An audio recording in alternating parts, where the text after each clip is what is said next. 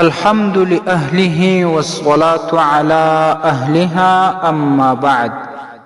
معززو یورو پوښتنه کړې ده چې که څوک غسل وکړي او په غسل کې اودس ونه کړي نو د غسل څخه وروسته اوداسه ته ضرورت شته که نشته، او که د دغه غسل سره اودس هم سوی وي نو په دغه اوداسه باندې تلاوت کول یا لمونځ کول صحیح دي که نه؟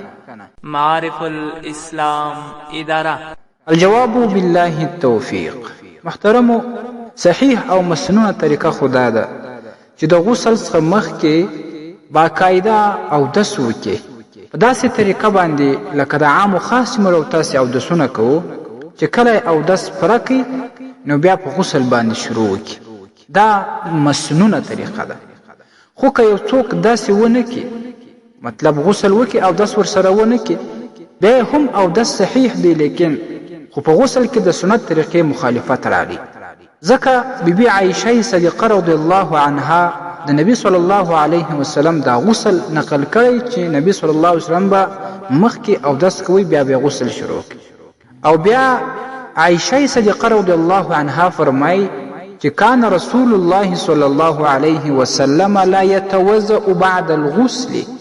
نبی صلی الله علیه وسلم چې به غسل وکړي د هغه وروسته بیا اودس نه کوي.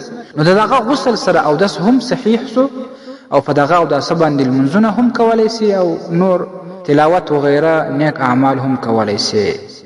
مشکات المصابیح کې دا حدیث راځي په اول جلد 48مه صفحه کې، او دا شان مرقات المفاتیح دویم جلد 114مه صفحه.